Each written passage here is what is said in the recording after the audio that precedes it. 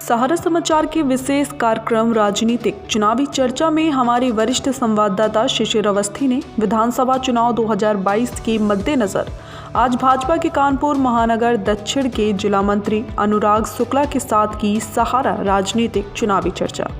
आइए देखते हैं शिशिर अवस्थी ने कौन से मुद्दों पर किए सवाल। नमस्कार, सहारा समाचार में आप सभी दर्शकों का हार्दिक स्वागत है। जैसा कि हम लोग स्पेशल एपिसोड चला रहे हैं जिसमें हम राजनीतिक लोगों से चर्चा कर रहे हैं, तो आज हमारे बीच में कानपुर महानगर की एक हस्ती जिनको लोग काफ़ी समय से जान रहे हैं, अनुराग शुक्ला जी हैं। जानेंगे कि वो किस तरह राजनीति में अपने आप को रख रहे हैं, कैसे लोगों का सहयोग कर रहे हैं और कैसे भारतीय जनता पार्टी को आगे बढ़ाने का काम कर रहे हैं। क्योंकि उन्होंने छात्र राजनीति से अपनी शुरुआत करी है। छात्र राजनीति में उन्होंने बीएनडी कॉलेज में महामंत्री के पद पर जीत हासिल करी। उसके बाद वो भारतीय राजनीति में आ गए। भारतीय राजनीति की बीजेपी की जो भारतीय परिषद बनी हुई है उसमें वो अच्छे संगठन में जुड़े रहे। इसके बाद उन्होंने इस समय वो भारतीय जनता पार्टी के कानपुर दक्षिण के जिला मंत्री के पद पर मौजूद हैं। जानेंगे उनसे कि किस तरह इस समय राजनीति हो रही है और उनका विषय परिचय भी जानेंगे। जी नमस्कार। जी तो सबसे पहले हम आपका परिचय जानना चाहेंगे कि आप कैसे राजनीति के क्षेत्र में आए और कौन कौन से पद आपके रहे और किस किस उसमें संगठन में जुड़े आप? जी निश्चित तौर पे हमने 1992 में अपने ब्रह्मानंद कॉलेज से बीएससी पार्ट 1 का मैं छात्र था। तब मैंने वहाँ पर छात्र संघ का चुनाव लड़ा और अपने साथियों को सहयोग से मैं उस चुनाव में पहली बार में ही विजयी रहा और छात्र संघ का महामंत्री में बना। महामंत्री बनने के बाद मैंने अगले साल अखिल भारतीय विद्यार्थी परिषद, जो विश्व का सबसे बड़ा संगठन है छात्रों का, उसको मैंने ज्वाइन किया। अखिल भारतीय विद्यार्थी परिषद में महानगर मंत्री के पद पर मैंने काम किया और मैंने अखिल भारतीय विद्यार्थी परिषद से बड़े संगठन से बहुत सारी चीज़ें सीखी। राजनीति के कई क्षेत्र में कई सारी चीज़ें मैंने अखिल भारतीय विद्यार्थी परिषद से सीखी और उसको मैंने अपने छात्र राजनीति में उपयोग किया और लगातार ब्रह्मानंद कॉलेज से हमने कई अपने साथियों को छात्र संघ का चुनाव लड़ाया, जिसमें हमारे महाविद्यालय के कई सारे छात्र नेता छात्र संघ के अध्यक्ष बने, छात्र संघ के महामंत्री बने, छात्र संघ के उपाध्यक्ष बने। ऐसे हमारी एक लंबी फहरिस्त तैयार होती गई और हम लोगों की टीम बढ़ती चली गई। हमारे साथ के कई छात्र संघ के पूर्व अध्यक्ष, महामंत्री आज भी हमारे साथ जुड़े हुए हैं। अखिल भारतीय विद्यार्थी परिषद काम करते करते हम लोगों ने भारतीय जनता युवा मोर्चा में काम शुरू किया। भारतीय जनता युवा मोर्चा में जिले में काम किया, प्रदेश कार्य समिति सदस्य के रूप में काम किया और उसके बाद जब कानपुर महानगर पूरा एक था, दक्षिण और उत्तर, तब मैंने यहाँ पर महानगर मंत्री के रूप में काम किया। हमारे अध्यक्ष आदरणीय सुरेंद्र मैथानी जी, जो वर्तमान विधायक हैं गोविंद नगर से। उसके बाद वर्तमान में मुझे पुनः जिम्मेदारी दी संगठन ने।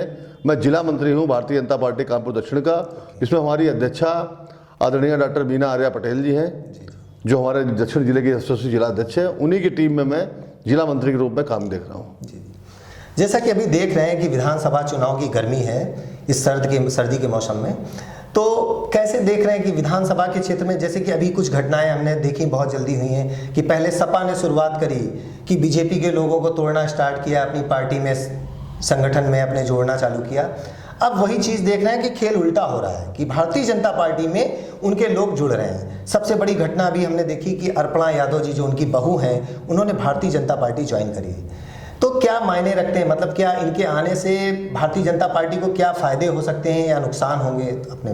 देखिए निश्चित तौर पर आपने देखा होगा जो लोग हमारे दल को छोड़ करके जा रहे हैं, वो जो दूसरे दल में जाते हैं तो जाति की बात करते हैं कि हमारी जाति का शोषण हुआ, हमारी जाति को दबाया गया।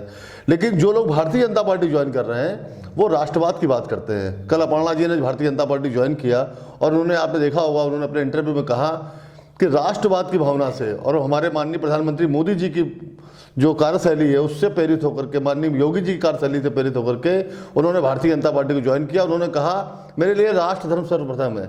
उन्होंने जाति की बात नहीं की। दूसरी तरफ आपने देखा होगा हमारी पार्टी में स्वामी प्रसाद मौर्य 5 साल मंत्री रहे, जिनको भाजपा ने पूरा सम्मान दिया। लेकिन चूंकि माननीय योगी जी के कार्यकाल में 5 साल में वो जो सोच करके आए थे, जो उनकी सोच थी लूट खसोट की, वो नहीं कर पाए, तो वो उससे विमुख होकर के भारतीय जनता पार्टी यहाँ से गए और उन्होंने अनर्गल आरोप लगाए। जबकि विरोधाभास ये है कि उनकी स्वयं की पुत्री संघमित्रा मौर्य भारतीय जनता पार्टी के सांसद हैं बदायूं से, और वो अपनी बेटी को छोड़ कर चले गए। भारतीय जनता पार्टी, क्योंकि उनको भी पता है कि भारतीय जनता पार्टी संस्कारों की पार्टी है, यहाँ पर बहन बेटियां सुरक्षित हैं। उसका बहुत बड़ा उदाहरण है कि संघमित्रा मौर्य, जिनके पिता भाजपा को छोड़ गए, वो आज भी भाजपा की सम्मानित सांसद है, हमारी बहन है। और अपर्णा यादव, जो माननीय मुलायम सिंह जी की बहू हैं, उन्होंने अपना परिवार छोड़ करके भारतीय जनता पार्टी को ज्वाइन किया, क्योंकि भारतीय जनता पार्टी राष्ट्र और धर्म की बात करती है। राष्ट्र धर्म की बात। तो ये जैसे जो लोग छोड़ के आ रहे हैं, सपा, समाजवादी पार्टी, कांग्रेस और जो भी पार्टियां छोड़ के आ रहे हैं, तो इनको क्या आप सीट कैसे देगी भाजपा, या जो पुराने लोग जहां पे सीटें हैं तो कैसे बंटवारा करा जाएगा? देखिए, निश्चित तौर पर जो दूसरे दलों से लोग आते हैं उनकी उम्मीद होती है कि हमको टिकट दी जाएगी, लेकिन भारतीय जनता पार्टी जिसको भी शामिल करती है वो टिकट की शर्त पर शामिल नहीं करती है। भारतीय जनता पार्टी में जब कोई कार्यकर्ता आता है किसी दूसरे दल से, तो हमारी पार्टी के जो नियम है, हमारी पार्टी का जो सिस्टम है, उसको अडॉप्ट करना होता है, भारतीय जनता पार्टी में काम करना होता है। उनमें से कुछ लोग जो योग्य होते हैं, जो हमारे सब पार्टी के संस्कारों से मेल खाते हैं, हम उनको टिकट देने का भी प्रयास करते हैं। उन सीटों से प्रयास करते हैं जहां पर सीटों में हमें जरूरत होती है कि यहाँ पर इनको लड़ा करके हमारी उपयोगिता होगी और सर्व समाज का फायदा होगा, क्योंकि भारतीय जनता पार्टी सबका साथ, सबका विकास और सबका विश्वास लेकर चलने वाली पार्टी है। एक घटना भी हाल में और घटित हुई है कि जो मुलायम सिंह यादव जी हैं, उनके साढ़ू जो हैं, उन्होंने भारतीय जनता पार्टी ज्वाइन कर ली है। और उधर कांग्रेस में प्रियंका गांधी ने, जिसको पोस्टल गर्ल बनाया, प्रियंका नाम की जो लड़की थी, उसने भी भारतीय जनता पार्टी ज्वाइन कर ली है। तो मतलब क्या मैसेज जा रहा है अभी आपके अनुसार? देखिए, निश्चित तौर पर समाजवादी पार्टी में एक भगदड़ का माहौल है, और जो अखिलेश जी की नीतियां हैं उनसे घबरा करके जो राष्ट्रवादी विचारधारा के लोग हैं, प्रमोद जी उनके पारिवारिक रिश्तेदार भी हैं, लेकिन उनको जब लगा कि नहीं, यह भारतीय जनता पार्टी राष्ट्र के लिए काम कर रही है, देश के लिए काम कर रही है, तो आज इन्होंने भारतीय जनता पार्टी ज्वाइन किया है और बिधुना सीट से वो राजनीति करते हैं। ठीक है, निश्चित तौर पर उनके आने से भारतीय जनता पार्टी को भी फायदा होगा और वो हमारी पार्टी में आए, इसका उन्हें स्वागत भी हम लोग करते हैं। निश्चित तौर पे जो पोस्टर गर्ल है प्रियंका मौर्य जी, जिन्होंने आज भारतीय जनता पार्टी ज्वाइन किया है, उन्हें कहीं न कहीं कांग्रेस के लोगों ने झूठे वादे किए, जिन्होंने अपने इंटरव्यू में कहा था, तो उससे क्षुब्ध होकर के उनको लगा कि भारतीय जनता पार्टी शुचिता से चलने वाली पार्टी है, स्पष्ट राजनीति करती है। उन्होंने बिना किसी शर्त के भारतीय जनता पार्टी को ज्वाइन किया है, और ऐसा कहीं नहीं उसमें उन्होंने बोला है कि मैं टिकट के लिए आई हूँ। उन्होंने कहा मैं भारतीय जनता पार्टी के लिए आई हूँ, क्योंकि भारतीय जनता पार्टी के लोग जो कहते हैं वो करते हैं। मगर ये बात ठीक है आपकी, मगर भारतीय जनता पार्टी ने 5 साल में, अगर योगी जी की बात करें तो उन्होंने जो भी कार्य किए, बीजेपी के लोगों के अनुसार बहुत अच्छे काम किए, मगर जो ओपिनियन पोल अभी हमारे दिखा रहे हैं उसमें पार्टी पीछे जा रही है। ठीक है, जीत हासिल कर रही है 260 से 65 सीटें, जहां पे 403 सीटों में लास्ट टाइम 312 सीटें जीती थी, इस बार 260-65 पे जा रही है। तो ओपिनियन पोल के बारे में आपका क्या कहना है? देखिए, ओपिनियन पोल तो जो पिछली बार 2017 का चुनाव हुआ था, ओपिनियन पोल में भी भारतीय जनता पार्टी को बहुमत दिखा रहे थे, लेकिन भारतीय जनता पार्टी का प्रचंड बहुमत नहीं दिखा रहे थे। और जब रिजल्ट आए सामने तो 312 सीटों पर जाकर के भारतीय जनता पार्टी जीत हासिल करी। आपने गौर किया होगा, उत्तर प्रदेश का चुनाव पिछले 3 बार से 2007 में जब बसपा की सरकार आई थी तो प्रचंड बहुमत, प्रचंड जनादेश उत्तर प्रदेश की जनता ने दिया था। 2012 में जब सपा की सरकार आई थी तब भी अखिलेश जी को अच्छा जनादेश दिया था। और 2017 में, चूंकि 2014 हमारे प्रधानमंत्री माननीय मोदी जी प्रधानमंत्री बन चुके थे और जिनके नेतृत्व में देश एक नई दिशा में आगे बढ़ रहा था, उत्तर प्रदेश की जनता ने उनके कामों को देख करके, जबकि हमारे 2017 में भारतीय जनता पार्टी का कोई चेहरा उत्तर प्रदेश में नहीं था, उसके बावजूद 312 सीटें देकर के प्रचंड जनादेश दिया था भारतीय जनता पार्टी को उत्तर प्रदेश की जनता ने। तो आपके अनुसार अभी कितनी सीटें बीजेपी? देखिए, मैं आपको एक चीज़ और बता दूं, एक बहुत बड़ा फैक्टर है, 2017 में हमारी भारतीय जनता पार्टी का कोई चेहरा, मुख्यमंत्री का चेहरा नहीं था, लेकिन 2022 में माननीय योगी जी, जिन्होंने उत्तर प्रदेश में गुंडा राज, भ्रष्टाचार पर नकेल कसी, आपने देखा होगा बड़े बड़े माफिया जिनके नाम से लोग कांपते थे उत्तर प्रदेश में, उनको जेलों में भेजने का काम किया। जो क्रिमिनल्स थे, जो समाज के लिए नासूर बन चुके थे, या तो वो जेल में रहे या उनका इनकाउंटर किया गया। और योगी जी ने किसी जाति और धर्म को देखकर कभी काम नहीं किया, उन्होंने एक शुचिता वाला काम किया, एक समान रूप से काम किया। जो सरकारी योजनाएं हमारी हैं उत्तर प्रदेश सरकार की, केंद्र सरकार की, उसको देने में भी किसी जाति विशेष को कोई लाभ नहीं मिला। उसमें हिंदू धर्म, मुस्लिम धर्म और सभी जाति के लोगों को उसका लाभ मिला, चाहे वो गरीब कल्याण आवास योजना हो, चाहे प्रधानमंत्री पेंशन योजना हो, चाहे वो जो मेडिकल के क्षेत्र में जो योजना लाई गई, सारी चीज़ें सबके सब सर्व समाज के लोगों को दी गई, क्योंकि भारतीय जनता पार्टी ने में जो अपना नारा है सबका साथ सबका विकास सबका विश्वास, इसके हिसाब से काम किया। और योगी जी जनता को बताइए कि कितनी सीटें इस बार लगभग आने? प्रचंड बहुमत से भारतीय जनता पार्टी की सरकार आएगी और पिछली बार से ज़्यादा सीटें भारतीय जनता पार्टी की आने वाली है, क्योंकि निश्चित तौर पर योगी जी महाराज की जो हमारे यहाँ जिन्होंने जो काम किया है उनकी लोकप्रियता उत्तर प्रदेश में 1 नंबर पर है। माननीय प्रधानमंत्री जी की लोकप्रियता 1 नंबर पर है। योगी जी और मोदी जी के नेतृत्व में भारत आगे बढ़ रहा है, उत्तर प्रदेश आगे बढ़ रहा है। इसको देख करके उत्तर प्रदेश की जनता भारतीय जनता पार्टी को पिछली बार से ज़्यादा सीटों से प्रचंड जनादेश देकर के 10 मार्च को भारतीय जनता पार्टी की सरकार बनाने वाली है। क्योंकि आप लोग जमीन से जुड़े हुए नेता हैं, आपने छात्र राजनीति भी की है, तो आपको क्या लग रहा है अभी संघ क्या रोल है? संघ मतलब किस तरह कार्य कर रहा है प्रदेश में और क्या क्या योजनाएं हैं आगे संघ की? देखिए, राष्ट्रीय स्वयं सेवक संघ विश्व का बहुत बड़ा संगठन है जो राष्ट्र के लिए समर्पित है। राष्ट्रीय स्वयं सेवक संघ राजनीति में सक्रिय नहीं है, लेकिन राष्ट्रीय स्वयं सेवक संघ हमारा मातृ संगठन है जिसके दिशा निर्देशों पर हम लोग काम करते हैं, जो हमें दिशा दिखाने का काम करता है। राष्ट्रीय स्वयं सेवक संघ के लोग हमारे प्रेरणादायक हैं, हमारे मार्गदर्शक हैं, जो उनका जो काम है, जो उनके जो कार्यप्रणाली है वो देश के लिए है, देश के लिए समर्पित है और हम लोग उनसे प्रेरणा लेते हैं, उसी दिशा में आगे बढ़ते हैं। वो हमारे मार्गदर्शक हैं, हमारे प्रेरणा स्रोत हैं।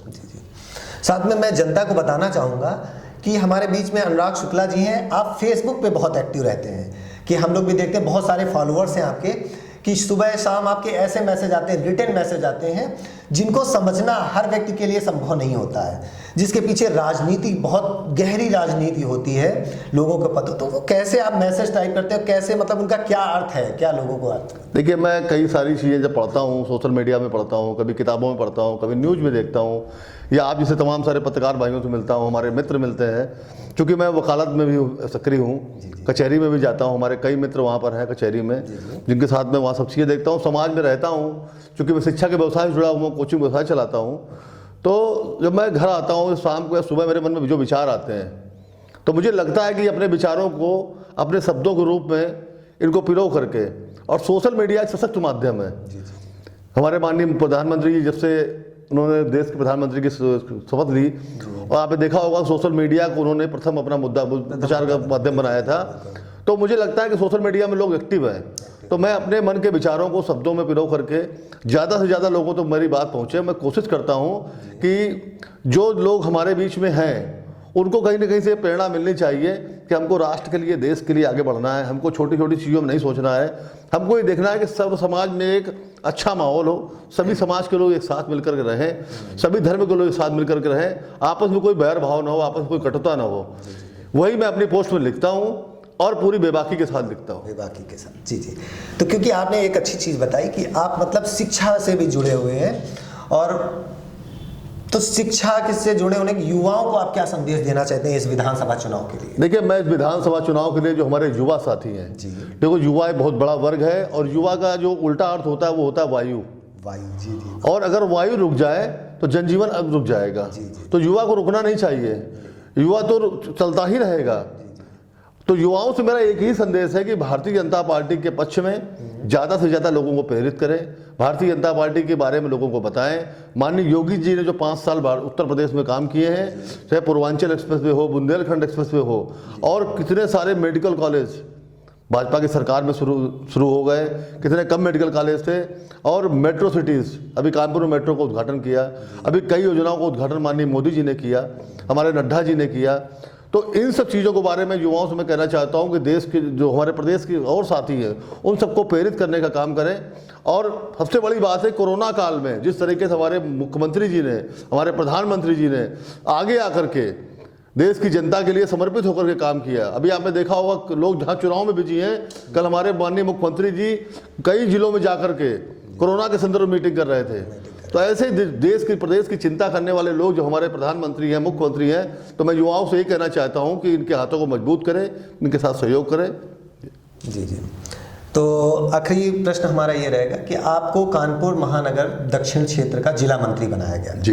तो अभी आपका क्या शेड्यूल है, कैसे आप अपने टाइम को मैनेज करते हैं, कैसे, क्योंकि संघ का कार्य भी करना है आपको, बीजेपी के लिए भी कार्य करना है, कैसे आप कार्य करते हैं? देखिए, मैं जो भारतीय जनता पार्टी का मुझे दायित्व दिया गया है जिला मंत्री के रूप में, तो जो हमारे जिले की, जो हमारी माननीय अध्यक्षा हैं डॉक्टर बीना आर्या पटेल जी, जो हमारे जिले की बहुत अच्छा संचालन कर रही हैं, यशस्वी अध्यक्ष हैं, उनका जो निर्देश हमें मिलता है, जो हमारे क्षेत्रीय जो हमारा कार्यालय है, क्षेत्र में हमारे जो माननीय अध्यक्ष हैं श्री मानवेंद्र सिंह जी, जो कानपुर बुंदेलखंड क्षेत्र के यशस्वी अध्यक्ष हैं, जिनके मार्गदर्शन में हम लोग काम करते हैं, जिनसे हम लोग कई सारी चीज़ों प्रेरणा लेते हैं। हमारे प्रदेश अध्यक्ष माननीय श्री स्वतंत्र देव सिंह जी हैं। तो जो समय समय पर हमारे प्रदेश नेतृत्व द्वारा, क्षेत्र नेतृत्व द्वारा जो भी हमारे जिले में जो पार्टी द्वारा काम आते हैं, पार्टी द्वारा जो हम लोग को दिए जाते हैं, लाभार्थी योजना भी हम लोग को दी गई कि जो जिन लोगों को लाभ मिला है भारतीय जनता पार्टी के, उनसे जाकर के मिलना, उनसे फीडबैक लेना। ठीक है, अभी हम लोगों ने मतदाता बढ़ाओ अभियान का काम किया, भारतीय जनता पार्टी का सदस्यता अभियान चल रहा था, और भी जो कल्याणकारी योजनाएं आती हैं तो जिले में हमारी बैठक होती है। तो सुबह से जो हमारा टाइम शेड्यूल सेट होता है हम लोगों का, क्योंकि विधानसभा का चुनाव है तो कई सारी बैठकें होती हैं, तो हम लोग उसी जाते हैं, अपनी बैठकों में बैठते हैं। उसके बाद हम लोग अपने नीचे स्तर पर जो हमारे भारतीय जनता पार्टी का जो सिस्टम है, जो हमारा बना हुआ है, उस पर हम लोग अपना काम डिस्ट्रीब्यूट करके उस काम को करते हैं। निश्चित तौर पर इस समय काम ज़्यादा है, क्योंकि विधानसभा का चुनाव है, तो ये लोकतंत्र का महापर्व है, तो उसमें हम लोग ज़्यादा काम करना पड़ रहा है। तो बाकी सारी चीज़ों को पीछे करके वर्तमान समय में पार्टी के जो दायित्व है उसको पूरा करने की कोशिश करते हैं। तो अभी आप जिस विधानसभा से, किदवई नगर विधानसभा की क्या स्थिति है अभी? किदवई नगर विधानसभा पिछली बार हम लोग बहुत अच्छे वोटों से जीते थे, और माननीय महेश त्रिवेदी जी हमारे यहाँ के लोकप्रिय विधायक हैं, और निश्चित तौर पर उन्होंने 5 साल में किदवई नगर क्षेत्र के विकास के लिए बहुत सारे काम किए हैं। और आने वाले समय में भारतीय जनता पार्टी हमारी किदवई नगर विधानसभा से जिसको भी टिकट देगी, अगर महेश त्रिवेदी जी हमारे चुनाव लड़ेंगे तो पुनः भारी वोटों से जीतेंगे। और जहां तक हमारा अनुमान है कि पुनः महेश त्रिवेदी जी चुनाव लड़ेंगे किदवई विधानसभा से, क्योंकि वो एक ईमानदार और निष्पक्ष जनप्रतिनिधि हैं, और सबके प्रति वो संवेदनशील है, और सबके प्रति वो जवाबदेह विधायक हैं। तो आपका मैसेज जनता को क्या रहेगा अब की बार? हमारा यही संदेश, अब की बार योगी सरकार, फिर से योगी सरकार, प्रचंड बहुमत की सरकार, भारतीय जनता पार्टी की सरकार, यही हमारा जनादेश है, यही हमारा नारा है कि योगी ही आएंगे। तो बहुत अच्छी मुलाकात रही हमारे अनुराग शुक्ला जी के साथ में, जिन्होंने बोला कि अब की बार योगी सरकार। तो देखना है विधानसभा चुनाव के परिणाम के बाद कि योगी सरकार कहां पे जाती है। जैसा इन्होंने बोला है प्रचंड बहुमत के साथ 300 के पार, तो देखना है कि 300 के पार, क्योंकि ओपिनियन पोल बोल रहा है 260-65 पे, और हमारे अनुराग शुक्ला जी बोल रहे हैं 300 के पार। तो देखते हैं विधानसभा चुनाव का आखिरी काल। धन्यवाद।